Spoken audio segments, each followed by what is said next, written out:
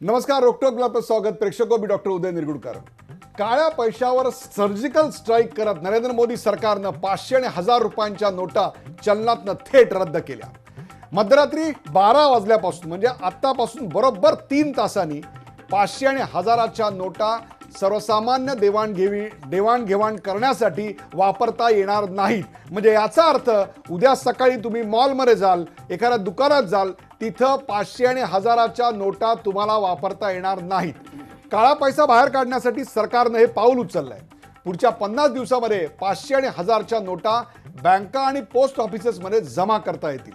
10 November ते 30 डिसेंबरपर्यंत या नोटा बदलता येणार आहेत. 9 नोव्हेंबरला देशभरातल्या सगळ्या बँका ग्राहकांसाठी बंद राहणार आहेत आणि 9 आणि 10 तारखेला देशभरातली सर्व एटीएम काउंटर जिथून तुम्ही पैसे काढता ती बंद राहणार आहेत. काळ्या पैशाविरुद्ध उचललं गेलेलं हे मोदी सरकारचं किंबहुना या स्वतंत्र भारताच्या इतिहासातलं आत्तापर्यंतचं सर्वात मोठं पाऊल आहे. अत्यंत क्रांतिकारी आणि विलक्षण वेगानं घेतलेला असा निर्णय नरेंद्र मोदी सरकारचा. त्याचे अतिशय दूरगामी परिणाम आमच्या अर्थव्यवस्थेवर होणार आहेत. आज त्याची चर्चा करणार आहोत एका खास कार्यक्रमात. काळ्या पैशावर सर्जिकल स्ट्राईक.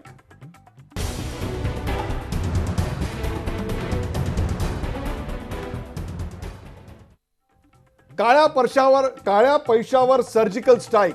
सुरुवातीला पाहूया या विषयावर पंतप्रधान नरेंद्र मोदी काय म्हणाले. आज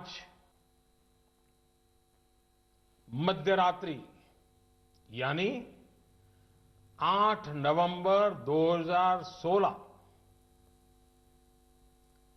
की रात्रि को 12 बजे से वर्तमान में जारी 500 रुपए और 1000 रुपए के करेंसी नोट लीगल टेंडर नहीं रहेंगे.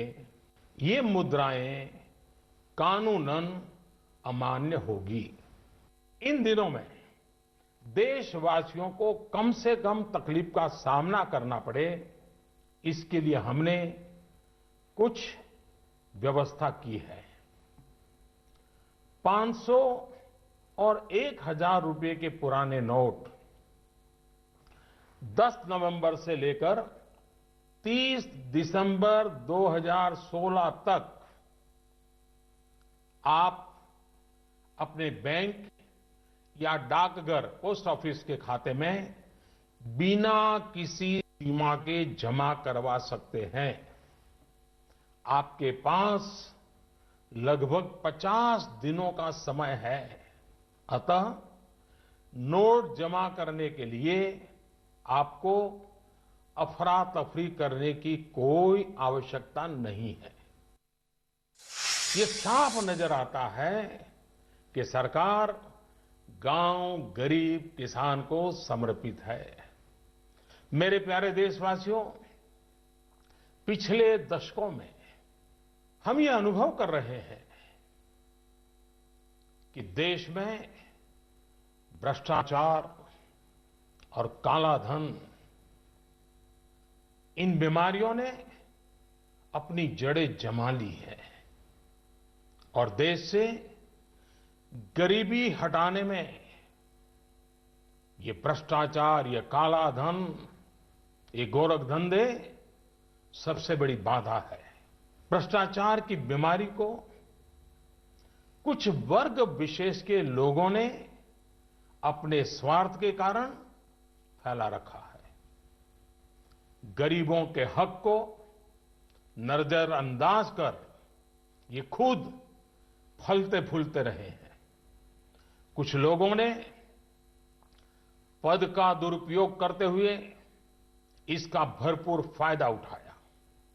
दूसरी तरफ ईमानदार लोगों ने इसके खिलाफ लड़ाई भी लड़ी है.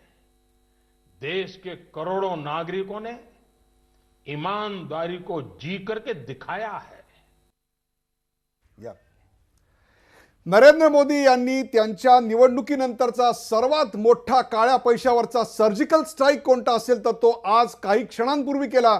प्रेक्षको, बरोबर 3 तासानंतर तुमच्या आमच्या खिशात त्या 500 आणि 1000च्या नोटा निव्वळ कागद उरणार आहेत आणि याची चर्चा करण्याकरता कदाचित मराठी इकॉनॉमिक्सच्या क्षेत्रातले 3 दिग्गज आत्ता माझ्याबरोबर आहेत. इतर कुठल्याही ठिकाणी तुम्हाला त्या मान्यवरांची मतं इतक्या तातडीनं ऐकायला मिळणार नाहीत. असे 3 दिग्गज काही क्षणात आमच्यासाठी तुमच्यासाठी या चॅनलवर उपलब्ध आहेत. आपल्याबरोबर आहेत जयराज साळगावकर. जयराज साळगावकर हे ज्येष्ठ अर्थ अभ्यासक आहेत, उद्योजक आहेत आणि त्याहीपेक्षा पैसा आणि मध्यमवर्ग हे केवळ या विषयाला वाहिलेलं एक अप्रतिम पुस्तक त्यांनी लिहिलेलं आहे. जयराजजी, आपलं स्वागत. आपल्या बरोबर आहेत अर्थात या अर्थशास्त्राला वाहिलेल्या किंबहुना ज्यांना अर्थशास्त्रात करिअर करायचे त्यांच्यासाठी एक टेक्स्टबुक म्हणून असणाऱ्या पुस्तकाचे एक अत्यंत नाणावलेले लेखक, IT तज्ज्ञ, अर्थतज्ञ अच्युत गोडबोले. अच्युत गोडबोले, आपलंही स्वागत. आणि अर्थ अभ्यासक अजित अभ्यंकर हे देखील आपल्या बरोबर आहेत. सर्वप्रथम पुन्हा एकदा आढावा घेऊया की नरेंद्र मोदी, ग्राफिक्सच्या माध्यमातून आढावा घेऊया, नरेंद्र मोदींनी नेमकी आज घोषणा काय केली एका ग्राफिक्सच्या माध्यमातून. 500 आणि 1000च्या नोटा चलनातून बाद. आज मध्यरात्रीपासून 500, 1000च्या नोटा फक्त कागद उरलेल्या आहेत. 10 नोव्हेंबर ते 30 डिसेंबर पर्यंत नोटा तुम्हाला बँकेत भरता येतील. पोस्ट ऑफिसेसमध्ये देखील त्या नोटा बदली करता येतील. नव्या नोटा उपलब्ध होईपर्यंत रक्कम काढण्यावर मर्यादा. 500 आणि 2000च्या नव्या नोटा चलनात येणार. ग्राहकांसाठी उद्या बँका बंद राहतील. उद्या आणि परवा ATM बंद राहतील. प्रिस्क्रिप्शनवर जे औषधोपचार चालू आहेत त्यांच्यासाठी 500 आणि 1000च्या नोटांवर वापरता येतील. हॉस्पिटल, पेट्रोल पंपावर 3 दिवस जुन्या नोटा चालणार आहेत.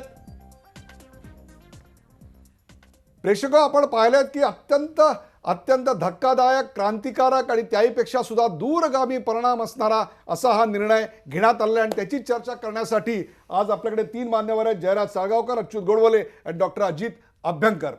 सर्वात प्रथम जयराज साळगावकर, प्रतिक्रिया. देशाच्या आर्थिक इतिहासातला, स्वातंत्र्यानंतरच्या आर्थिक इतिहासातला हा सोन्याचा दिवस आहे. इतकी चांगली आणि धडक मूव्ह आत्तापर्यंत कुठल्याही पंतप्रधानांनी किंवा अर्थमंत्र्यांनी किंवा रिझर्व्ह बँकेने केली नव्हती. लोकांची इच्छा होती खूप करण्याची, तशी लोकांनी म्हणूनही दाखवली होती, परंतु हिंमत कोणी केली नव्हती. मोदींनी हे धडक पाऊल उचललं आहे आणि त्यामुळे देशाच्या अर्थव्यवस्थेला एक वेगळं वळण लागेल.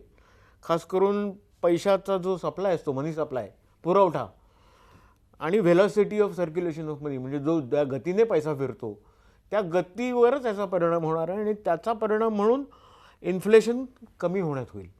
म्हणजे 4 ते 5% आसपास असं बॉलपार्क फिगर सांगतो, एक टेम्पो सांगतो आहे, इन्फ्लेशन खाली येईल असा अंदाज आहे. आणि पैशावरचं नियंत्रण रिझर्व्ह बँकेचं जे आहे ते आणखीन कडक होईल. याचे शॉर्ट रनमध्ये छोट्या काळासाठी काही धक्कादायक असे परिणाम काही उद्योगात दिसतील, परंतु थोडासा जर का लांबचा काळ म्हणजे 6 महिन्याचा घेतला तर देशाच्या अर्थव्यवस्थेला यातून बळकटी येईल. देशाची अर्थव्यवस्था अधिक सुव्यवस्थित होईल आणि जे अपप्रकार जे चालत होते, म्हणजे ते स्टॉक मार्केटमध्ये, रिअल इस्टेटमध्ये, सोन्यामध्ये, अशा ज्याच्यामध्ये लिक्विडिटी म्हणून हे पैसे पॅरलल इकॉनॉमी, एक समांतर अर्थव्यवस्था काळ्या धनाची या देशात होती, त्याला आज नरेंद्र मोदींच्या सर्जिकल स्ट्राईकनी काळ्या पैशाला चाप लागला असं आपलं मत. नेस्तनाबूत झालेली आहे, नेस्तनाबूत झाली आहे. अर्थात या पुस्तकाचे लेखक अच्युत गोडबोले आपल्या बरोबर आहेत. अच्युत गोडबोले, सोनियाचा दिवस एका वेगळ्या अर्थाने त्यांनी सांगितलं, हा सोनियाचा दिवस नरेंद्र मोदींनी आणलेला आहे. महागाई कमी होणार आहे, चलनवाढ त्याच्यावर परिणाम होणार आहे. आपली पहिली प्रतिक्रिया काय? ही अपेक्षा होती आपल्याला की अशा प्रकारचं इतकं धडाकेबाज पाऊल इतक्या सर्जिकल स्ट्राईकच्या क्लिनिकल प्रिसिजनने आपल्या समोर येईल? अशा तऱ्हेची अपेक्षा अजिबात नव्हती. मला असं वाटतं की हे पाऊल खरोखरच प्रचंड धाडसाचं आहे. आणि त्यातला चांगला भाग असा की गेले अनेक दिवस सूचना किंवा धमक्या म्हणून वाटलं तर अशा येत होत्या, ज्याला व्हेल, म्हणजे की तुम्ही सगळे काळे पैसे काढा, आम्ही 45% तुम्हाला लावू आणि त्याचे थोडक्यात तुम्ही ऑफिशियली आम्ही ते करून घेऊ. आणि अशा इतक्या त्यांनी वेळेला ते एक्सटेंड केलं बरं का. त्यामुळे आता कोणाला म्हणण्याचा किंवा पळवाट काढण्याचा काही वाव नाही आहे की आम्हाला कल्पना नव्हती. तर त्यांना ज्यांच्याकडे काळा पैसा आहे तो पुन्हा पांढरा करण्याकरता दोनदा तीनदा ते एक्सटेंड करून बरीच केली स्वेच्छेनं जाहीर करायची योजना. स्ट्राईक केलेला आहे, हे सगळ्यात महत्त्वाचं. दुसरी गोष्ट अशी की ह्याच्यामुळे इन्फ्लेशन कमी होईल, ही गोष्ट अगदी खरी आहे. आणि काळ्या पैशाचं जे प्रमाण आहे ते मात्र प्रचंड आहे. म्हणजे त्याच्यावरती बरेच अंदाज आहेत. तुम्ही 20% पासून 70% असे अनेक अंदाज आहेत. अनेक लोकांनी ते काढलेले आहेत गेल्या अनेक वर्षापासून. तर इतक्या मोठ्या प्रमाणावर जर का काळा पैसा असेल तर तो पैसा आता सर्क्युलेशनमध्ये राहणार नाही. तो पैसा त्यामुळे इन्फ्लेशनवरती परिणाम म्हणजे होईल. पण त्याचा दुसरा परिणाम एक महत्त्वाचा सांगायचा आहे की त्यामुळे जो पैसा माल विकत घेण्याकरता वापरला जात होता तो माल सुद्धा विकला जाणार नाही ना. मग डिमांडवरती पण त्याचा परिणाम होणार आहे. एक लक्षात घ्या, एका मिनिटात सांगतो मी की काळा पैशामध्ये सरकारला टॅक्स मिळत नाही हा भाग जर का सोडला तर डिमांडच्या बाबतीमध्ये काळा काय आणि पांढरा काय दोन्ही गोष्टींमुळे तो माल विकला जाणं आणि त्यामुळे उद्योगाने तो माल तयार करणं या बाबतीत दोन्हीमध्ये फार फरक नसतो. पण सरकारला पैसा टॅक्स मिळतो. आता तोच कमी झाल्यामुळे जीडीपी कमी होईल की काय हा पुन्हा नेहमी इन्फ्लेशन जीडीपी नेहमी एकमेकांनी विरुद्ध असतात, हे आपण लक्षात ठेवलं पाहिजे. इन्फ्लेशन कमी झालं की जीडीपी वाढणं किंवा जीडीपी जर का वाढायला लागला म्हणजे पैसा आपण जितका टाकू तितका जीडीपी वाढू शकतो, पण इन्फ्लेशन पण वाढू शकतं. ते असं नेहमीच ते चांगलं आहे.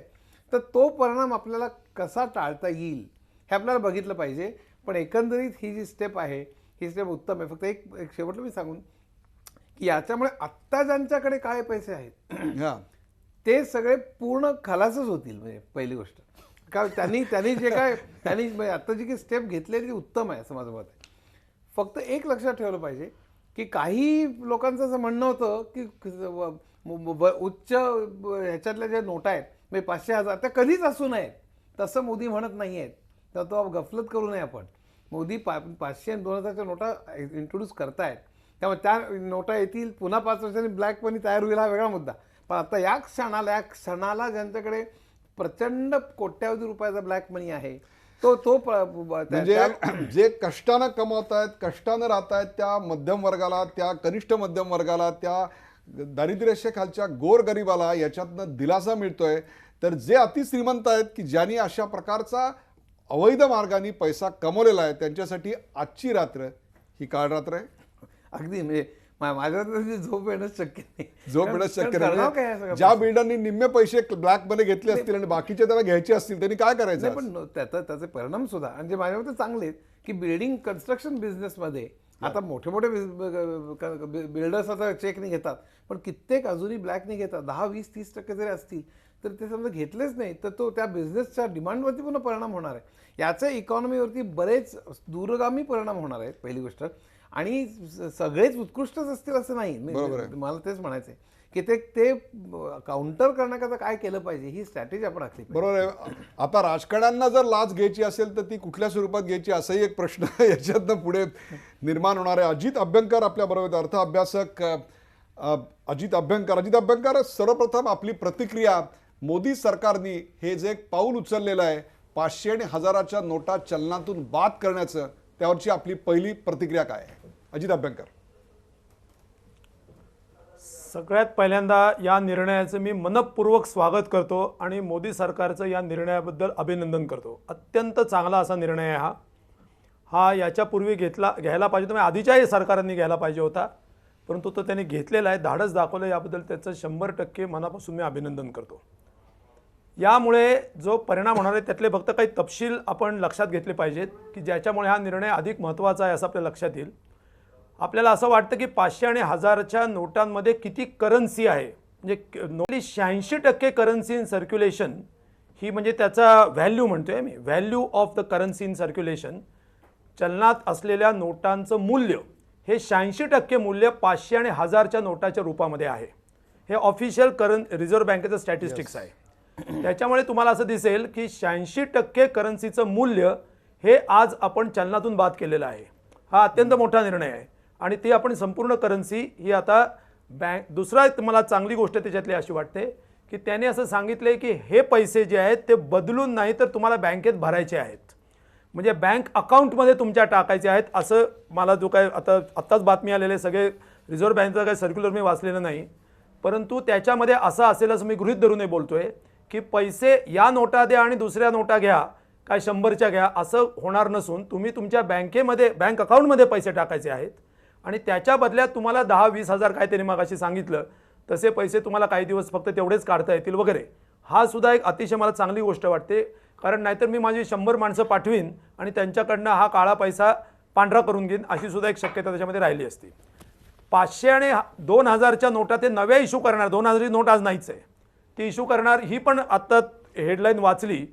माझ्या मते हा थोडासा प्रश्नचिन्ह असलेला निर्णय, तो मला एवढा योग्य वाटत नाही, पण त्याच्याबद्दल नंतर बोलता येईल. असं मी ऐकलंय व्हॉट्सॲपवरच्या मेसेजमध्ये 2000च्या नोटेला काहीतरी एक इलेक्ट्रॉनिक ट्रॅकर आहे. आता तो किती खरोखर तसा आहे का आणि तो व्यवहार्य आहे का मला माहीत नाही, परंतु तो स्वतंत्र मुद्दा आहे.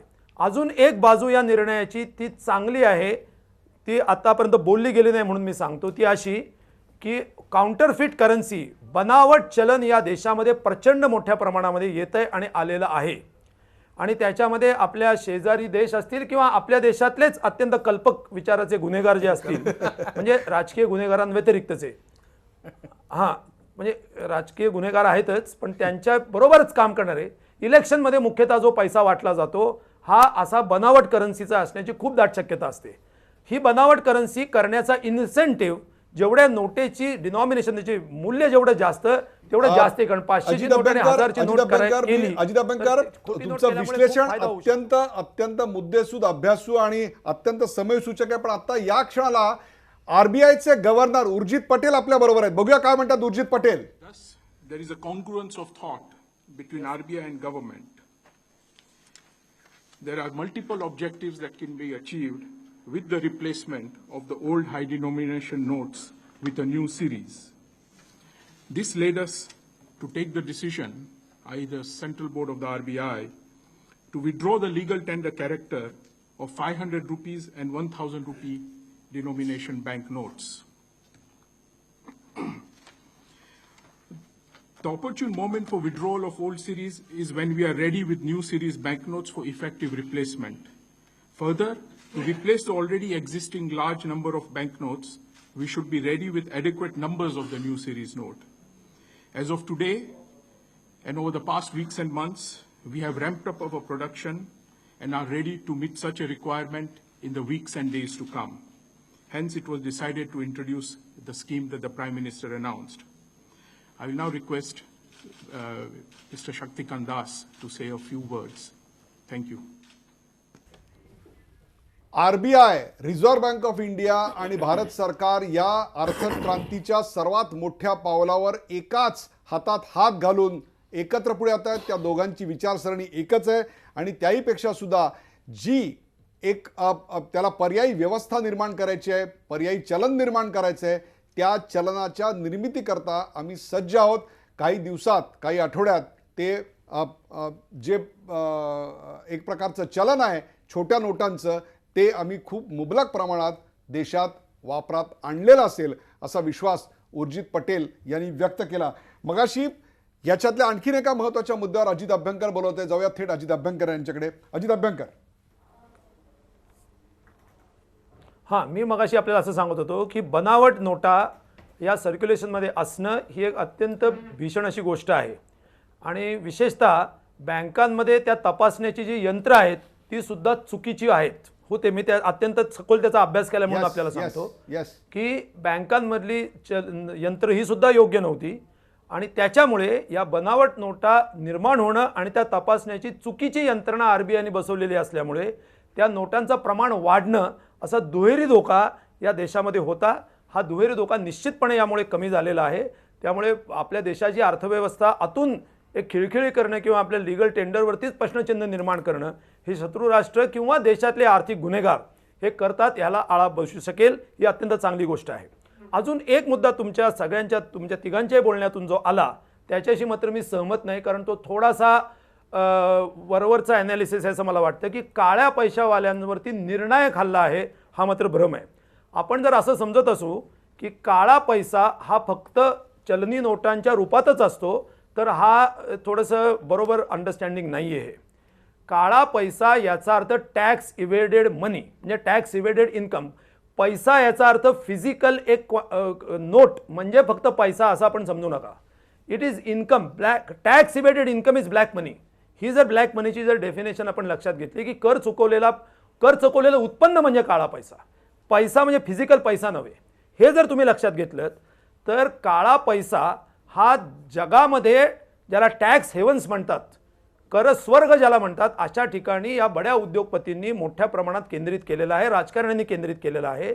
आणि तो कॅश रूपामध्ये नेलेला नाही आहे, तो वेगवेगळ्या बनावट अकाउंट्समध्ये नेलेला आहे.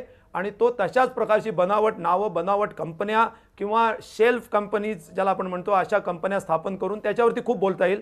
तो भारतामध्ये आणला जातो, पार्टिसिपेटरी नोट्स नावाच्या एका पद्धतीने आणला जातो. तो करमुक्त होऊन सुद्धा देशाबाहेर जातो. पण तो काळा पैसा जो आहे, त्या काळ्या पैशावरती कारवाई अजून होण्याची फार मोठी गरज आहे. आणि काळ्या पैशाचा मुख्य हिस्सा तो आहे. तेव्हा आपण काळ्या पैशावरती कारवाई निश्चितपणे आहे, परंतु ती निर्णायक आणि अंतिम कारवाई आहे असं मात्र समजू नका. हे पैसे जे बडे लोक आहेत, काळा पैसा करणारे उद्योगपती, बडे उद्योगपती याच्यात नाहीत असा गैरसमज आपला असू नये. तेव्हा ते बडे उद्योगपती नोटांच्या थप्प्या लावून ठेवत नाहीत, ते टॅक्स हेवन्समध्ये पैसा नेतात आणि तिथून तो आणतात आणि त्याच्यामध्ये राजकारणी आले. तिसरा मुद्दा सोन्याचा आहे. सोन्याची आयात देशामध्ये प्रचंड वाढती आहे.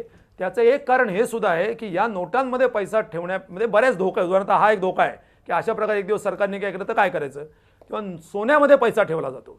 तो सोन्याची आयात जी आपण खुली ठेवलेली आहे आणि त्याच्यामुळे देशाच्या इम्पोर्ट व्हॅल्यूच्या जवळजवळ 12-13% पर्यंत आपण व्हॅल्यू सोन्यामध्ये आणत होतो काही 1-2 वर्षापूर्वी. तर ती सुद्धा बंद करण्याची, म्हणजे अशी इतर अनेक पावलं करायला पाहिजे. तेवढंच मला सांगायचं. म्हणजे याचं स्वागत करतो मी, परंतु याबरोबर इतर काही पावलांची गरज आहे, ते मात्र आपण नमूद केलं पाहिजे. बरोबर आहे. तुम्ही काळा पैसा आणि सोन्याची आयात हे 2 मुद्दे मांडलेले आहेत, अत्यंत महत्त्वाचे मुद्दे. त्याच्यावर तर मी नक्कीच चर्चा करणार आहे. परंतु ब्रेकवर जाण्यापूर्वी जे प्रेक्षक सुरुवातीपासून हा कार्यक्रम बघत नव्हते, किंबहुना 8 वाजता नरेंद्र मोदींनी काळ्या पैशावर जो सर्जिकल स्ट्राईक हल्ला केला, त्यातली वैशिष्ट्य काय होती हे ज्यांना कळलं नसेल त्यांच्या माहितीकरता मी पुन्हा एकदा ग्राफिक्सच्या माध्यमातून नरेंद्र मोदींनी आज नेमकी काय घोषणा केली ती दाखवतोय. 500 आणि 1000च्या नोटा चलनातून बाद. मध्यरात्रीपासून, म्हणजे आज मध्यरात्रीपासून 500 आणि 1000च्या नोटा फक्त एक कागद उरणार. 10 नोव्हेंबर ते 30 डिसेंबर पर्यंत नोटा बँकेत भरता येणार. पोस्ट ऑफिस मध्ये देखील नोटा बदली करता येतील.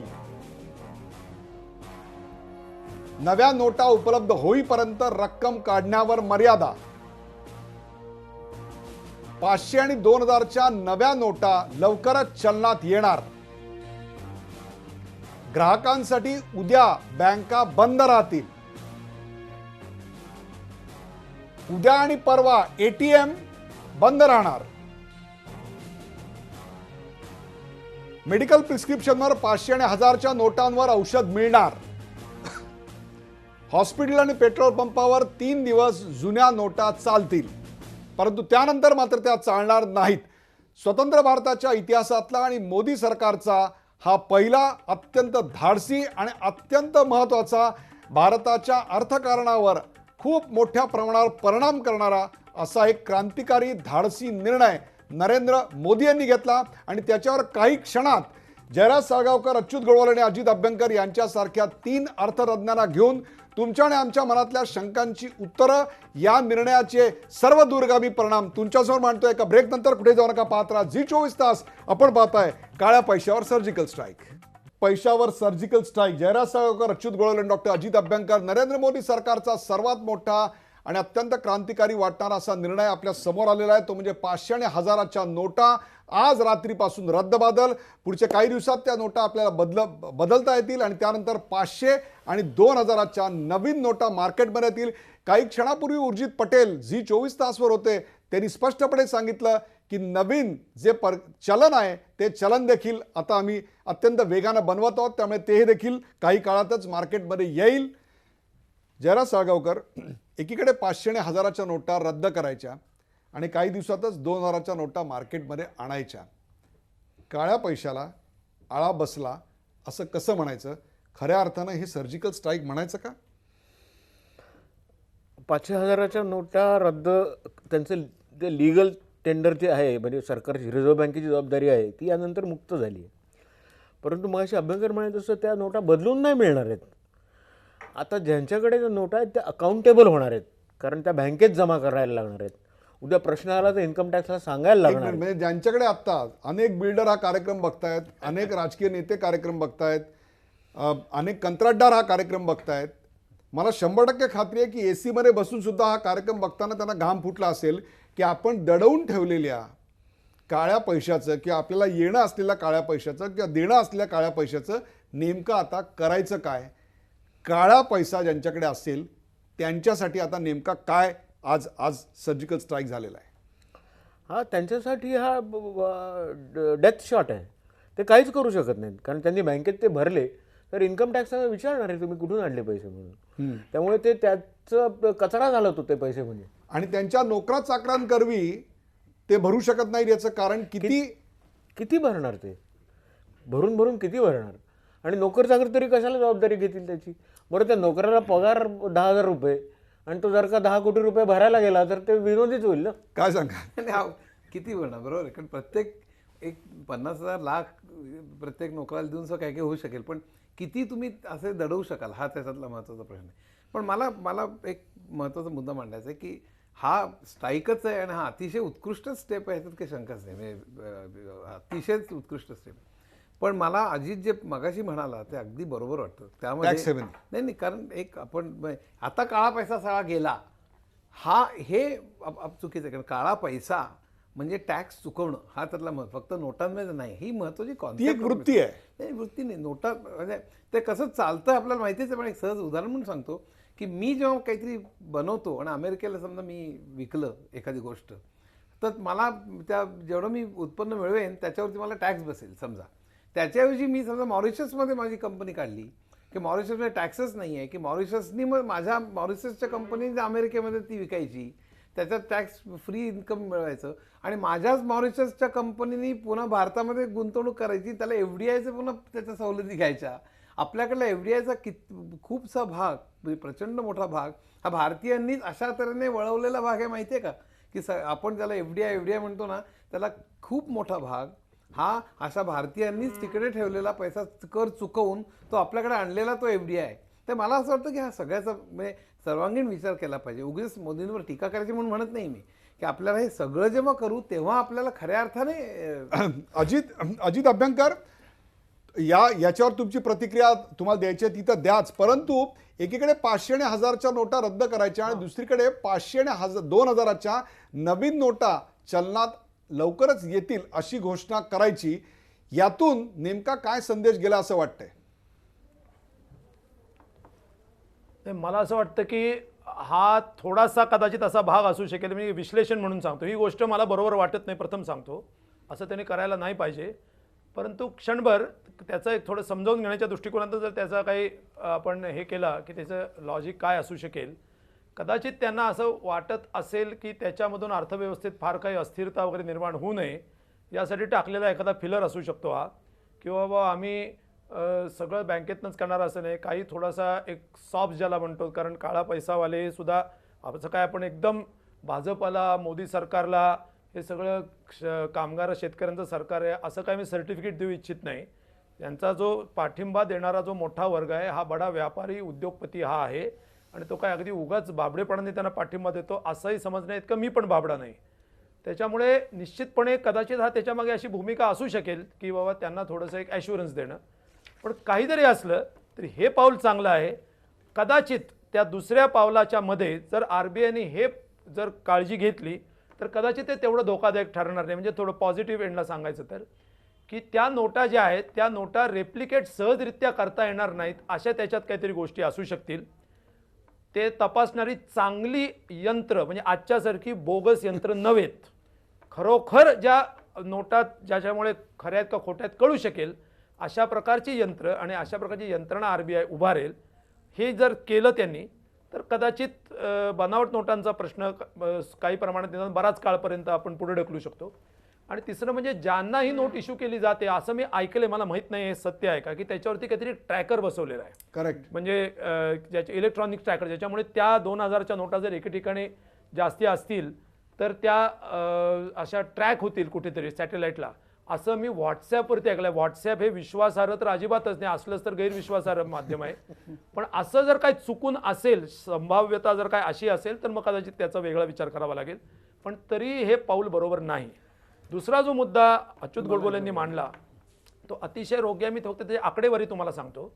मॉरिशस आपल्या देशामध्ये जेवढी FDI येते त्या आपल्या देशामध्ये जेवढी FDI येते फॉरेन डायरेक्ट इन्व्हेस्टमेंट, त्याच्यापैकी 38% इन्व्हेस्टमेंट मॉरिशस नावाच्या एका अत्यंत चिमुकल्या पुणे जिल्ह्याच्या आकाराच्या देशातून येते. 18% हा विनोद आहे, म्हणजे इट्स अ जोक. 18% सिंगापूर येते. हा 18 आणि 38% मॉरिशस मधनं आहे. तर मॉरिशसचं प्रमाण आणि मॉरिशस बरोबर हे सगळे जे देश आहेत त्यांच्याबरोबर आपले डबल टॅक्सेशन अवॉइडन्स ट्रीटीज आहेत आणि त्या ट्रीटीचा गैरफायदा घेऊन हा भारतीयांचा पैसा देशाबाहेर, मग अशी अच्युत गोडबोले जसं म्हणतात त्याला ट्रान्सफर प्राइसिंग म्हणतात किंवा बेस इरोजन आणि प्रॉफिट शिफ्टिंग असं म्हणलं जातं. अशा पद्धतीने या देशात झालेला प्रॉफिट दुसऱ्या देशात झाला असा देखावा निर्माण केला जातो. तिथं अशा कंपन्या निर्माण केल्या जातात आणि तो पैसा भारतात गुंतवणूक केला जातो. बरोबर आहे. आणि म्हणजे तो परदेशी म्हणजे गुंतवणूक एक आहे प्रकारे म्हणून त्याच्यावरती अजित पूर्णपणे अभ्यंकर कर माफ केला जातो. कर चुकवून मिळालेला आणि पैसा त्याच्यावरती आणि त्या tax माफ होतो. पैशाचे फुटलेले पाय तेच आणि त्याचं या देशात परत येणं हा एक त्यातला भाग आहे. परंतु या सगळ्याचा आणि शेअर ते- मार्केटवर नाही नाही, एक मिनिट गो अहेड एक्झॅक्टली एक मिनिट तेच शेअर मार्केटवर काय परिणाम होईल अजित अभ्यंकर? शेअर मार्केटवर काय परिणाम होईल? काढण्यासाठी येत असं एक्झॅक्टली याचा शेअर मार्केटवरती हे बघा याचा परिणाम शेअर मार्केटवरती तात्पुरता निगेटिव्ह होऊ शकतो, निश्चितपणे होईल. आणि तो झाला तर त्याची अजिबात फिकीर करू नये, कारण शेअर मार्केट हे आर्थिक विकासाचा मापदंड नाही. हे असं जे मानतात ते देशाचे शत्रू समजतो मी. तेव्हा शेअर मार्केटच्या तो 30 शेअर्सचा जो इंडेक्स आहे त्याला विकासाचा मार्ग मी अजिबात मापदंड मानत नाही. तो खाली पडला तर मी टाळ्या वाजून त्याचं स्वागत करेन, पण त्याचा काही संबंध नाही. हे सगळं बोलताना तुमच्यातला अर्थ अभ्यासक मी त्याचं स्वागत करतो. अजित अभ्यंकर, हे बोलताना तुमच्यातला अर्थ अभ्यासक जेवढा होता तेवढाच डाव्या विचारसरणीचा विचारवंतही देखील समोर आलेला आहे. हे दोन्ही एकच आहे, हे दोन्ही वेगळं नाहीये, एकच आहे. मी डाव्या विचाराचा आहे म्हणूनच आर्थिक अभ्यासक आहे आणि आर्थिक अभ्यासक आहे म्हणूनच डाव्या विचाराचा आहे. पण एक बरं मला आहे एकच की दोन्ही डाव्या फरक नाही. तर विचारसरणीचा share market विचारवंत वरती मोदींचं कौतुक करतोय, याला फार महत्व आहे. मला एकच त्याच्यात बोला. एक बघा, वी गो ऑन मेरिट्स, आम्ही अंध नाही होत. की हे जे 500 आणि 2000 रुपयाच्या ज्या नोटा काढलेल्या आहेत त्या मला गैर वाटत नाही. त्याचं कारण असं म्हणजे त्यांनी पुन्हा नंतर ब्लॅक मनी तयार होईल वगैरे हा वेगळा मुद्दा. पण आत्ता ज्या प्राइसेस आहेत बरं का, म्हणजे वाण्याकडे सुद्धा जाऊन आपल्याला समजा चेकबुकांनी समजा हे करायचं झालं तर आज प्रॅक्टिकली ते फार अवघड आहे. म्हणजे कित्येक गोष्टींच्या किमती याच्यातला पुढचा मुद्दा आहे तो साधा म्हणजे मोबाईल. क्रेडिट कार्डाचं आता मार्केट वाढणार का? नाही, नक्कीच वाढेल. पहिल्या वर्षी क्रेडिट कार्ड, प्लास्टिक मनी, चेकबुक किंवा पेटीएम सारख्या गोष्टी वाढतील. पण त्या तरी सुद्धा लक्षात ठेवा आपल्या 60% लोक खेड्यात राहतात. जरी मोबाईल आहे मग गोष्ट वेगळी, लहानसा काहीतरी मोबाईल घेऊन फिरत असतात, पण तरी सुद्धा अशा तऱ्हेचं चेकबुक आणि क्रेडिट कार्ड पेटीएम वापरण्याची पद्धती आपल्या भारतामध्ये अजून तरी 70-80% लोकांना ते शक्य नाही पुढची अनेक वर्ष. तर मला असं वाटतं की त्यामुळे साधा कुठे मोबाईल विकत घ्यायचा झाला तर आपल्याला चेकबुक किती लोकांना ते जमणार आहे, किती लोकांना. मला असं वाटतं की ह्या सगळ्या गोष्टींचा विचार करून हे 500 हा अतिशय महत्वाचा आहे. जयराज सगळकर की आर वी रेडी फॉर दिस? ह्याच्याकरता भारतीय आत्ताची अर्थव्यवस्था, इथला उच्च मध्यमवर्गीय, कनिष्ठ मध्यम वर्ग, गोरगरीब जनता जी दारिद्र्यरेषेखाली राहते, ही सगळी आणि आपली कॅशवर असलेला एक प्रकारचा ओव्हर डिपेंडन्स ज्याला आपण म्हणू की ज्याच्यावर आम्ही अतिशय अवलंबून असतो. परदेशामध्ये गेल्यानंतर ते अवलंबित्व तुम्हाला प्लास्टिक मनीवर दिसतं. अगदी श्रीमंत माणसाच्या खिशात सुद्धा $5-50 जास्त नसतात, त्याला लागतात तेव्हा तो ATM मध्ये जाऊन पैसे काढतो किंवा प्लास्टिक मनीने पैसे देतो. परंतु इकडे असं नसतं. इकडे गरीब माणसाच्या खिशात सुद्धा तुम्हाला 100च्या वरची 100च्या 2-3 नोटा सुद्धा तुमच्याकडे असू शकतात. मग असं असताना are we ready for all this? Why not, we are ready for it. आणि आपण हा सिग्नल दिलेला आहे की करन्सी बदलली जाऊ शकते. या सिग्नलचा जो मानसिक इफेक्ट जो आहे तो भरपूर आहे. दुसरं म्हणजे आपला आजचा विषय हा M1 जो आहे, M1 to M5 मधला हा मनी सप्लाय करन्सीचा आहे. मॉरिशसहून येणारे पैसे हाचा काही विषय नाही, त्याच्यामुळे ते तिथून नाही. जेव्हा आपण काळा पैसा संपला असं जे म्हणतो नाही, असं नाही. आपण आजचा विषय हा 500 आणि 100,000च्या नोटा हा आहे. त्याचा एक परिणाम हा काळा पैसा आहे. करेक्ट. आणि काउंटर फिटिंग म्हणत असाल तर अमेरिकेची डॉलर ही जी करन्सी आहे ती एका रंगाची आहे, मी मुद्रक पण आहे त्यामुळे मी सांगू शकतो. आणि ती काउंटरफीट करणं सगळ्यात कठीण आहे जगात. आणि त्याची इतकी टेक्नॉलॉजी वापरलेली आहे की त्याचं ते लिफलेटही तुम्हाला देतात ते काय काय करतायत, तरी ती काउंटरफीट होते.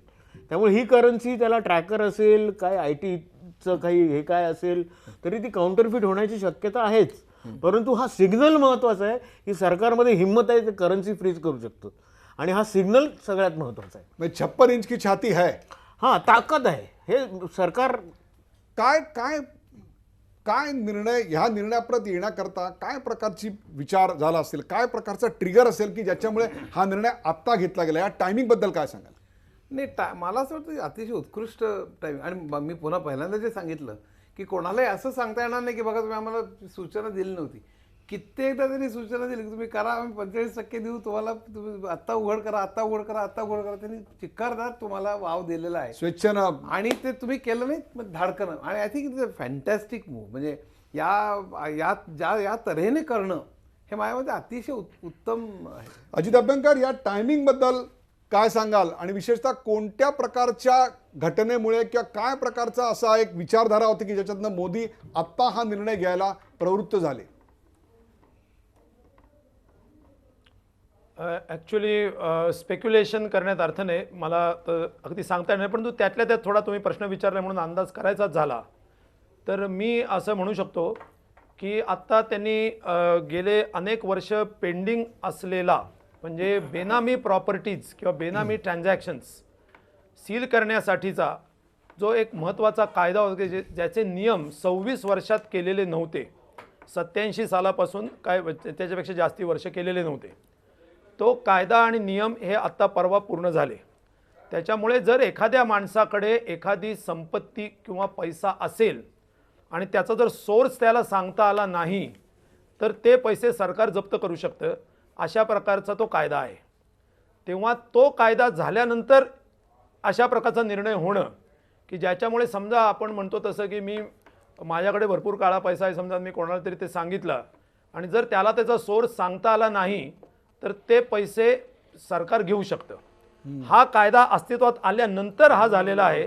ही कदाचित त्याचं टायमिंग असू शकेल. कदाचित अशी शक्यता आहे की काळ्या पैशावरती मोठी उपाययोजना करण्याचा बजेटमध्ये काही इरादा असू शकतो की त्याचीही पूर्वतयारी असू शकते. कदाचित ही एक शक्यता मला वाटते. That's interesting. तिसरी शक्यता अशी आहे की कॉर्पोरेट टॅक्सेशन मोठ्या प्रमाणात कमी करायचं आहे आणि ते कमी करण्यासाठी म्हणून पर्सनल इन्कम टॅक्स जो आहे तो पर्सनल इन्कम टॅक्स आणि टॅक्स इव्हेजन कमी करण्याची जी काउंटर मेजर्स आहेत ती जास्त प्रॉमिनंट घ्यायची, असं त्याच्यात एक मेजर असू शकतं असं मला वाटतं. पण तुम्ही न विचारलेला एका प्रश्नाचं मी आत्ता बोलू का? हो, please please please go ahead.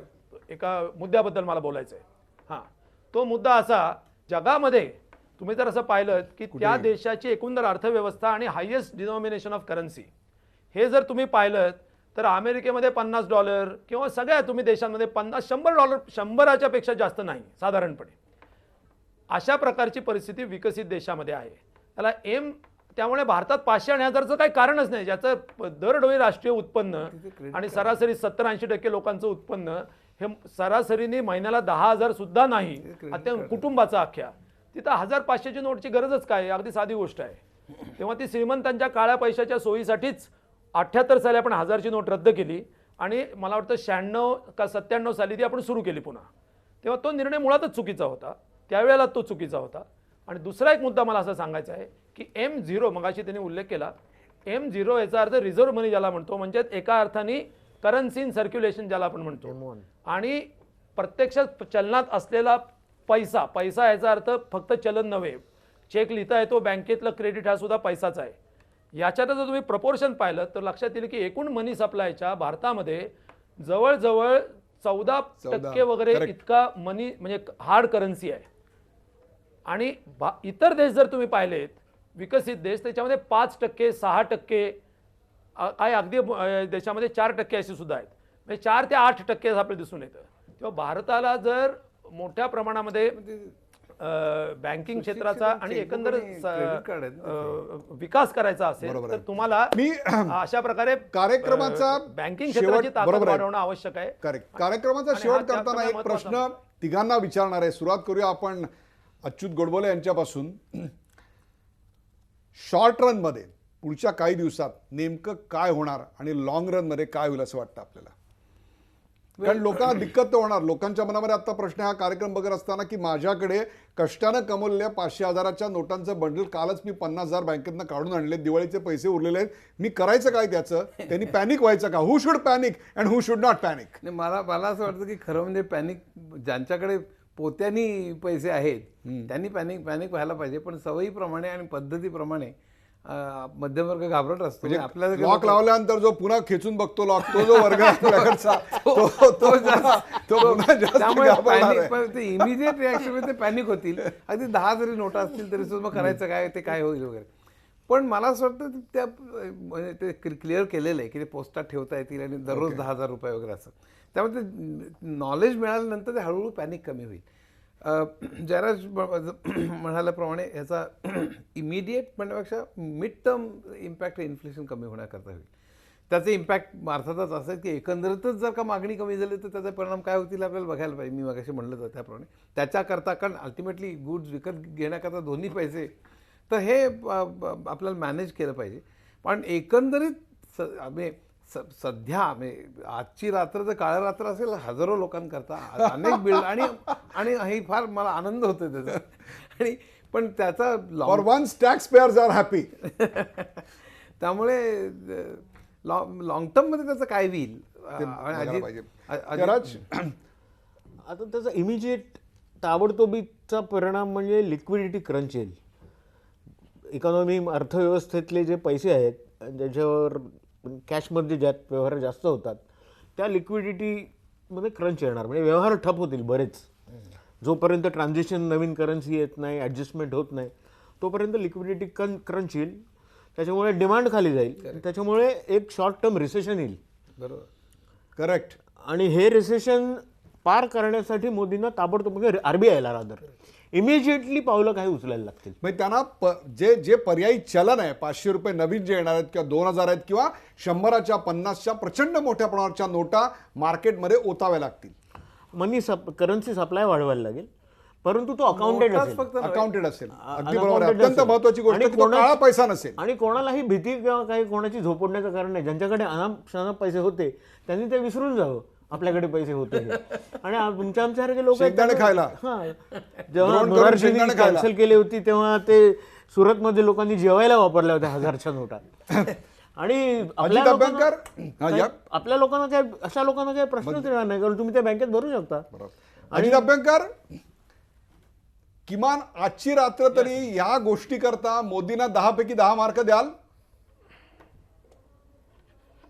ते नाही देणार. 10 पैकी 9 मार्क नक्की देईन. 10 पैकी 9 मार्क नक्की देईन. सांगितलं. याचं कारण असं की त्यांनी नंतरच्या ज्या नोटांचं सांगितलेलं आहे त्या नोटांचा प्रश्न आहे. नाही, फक्त एक मी अपेक्षा करेन मला मान्य नाही आणि आजी आवाहन करेन आपल्या माध्यमात. हा बोला अजित बोला, नंतर अच्युत बोलतील. अजित बोला.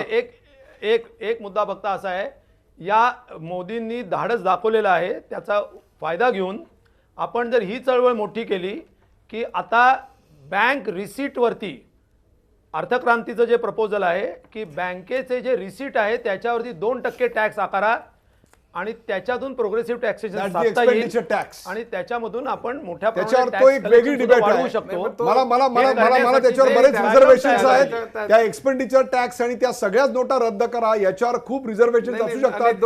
ही एक कार्यक्रमाच्या वेळेची मर्यादा. लास्ट कॉमेंट फक्त अजितच्या याच्यावर मला करायचे. त्याच्यात एक्सपेंडिचर टॅक्स मी इनडिरेक्ट टॅक्स मी तो पुन्हा नाही, त्याच्यात बरेच तो पुन्हा प्रोग्रेसिव्ह नाही. एक दुसरा मुद्दा असा की अमेरिकन याची सगळी उदाहरणं देण्यात अर्थ नाही. याचं कारण असं की त्या ठिकाणी चेकबुक्स आणि क्रेडिट कार्ड सुशिक्षित समाज मोठ्या प्रमाणावर they are ready for it. They are ready. आपल्याकडे ते झालं. रिझर्व्ह बँकेचे गव्हर्नर असलेले अर्थतज्ञ प्राध्यापक मनमोहन सिंग जे करू शकले नाहीत ते हा चहा विकणारा माणूस करू शकतो. याच्यामध्ये त्याची पॉलिटिकल विल आणि पॉलिटिकल इच्छा आणि देशाचं हित दिसतं. ही पॉझिटिव्ह गोष्ट आहे अत्यंत. ॲक्च्युली हे मनमोहन सिंगने करायला पाहिजे होतं.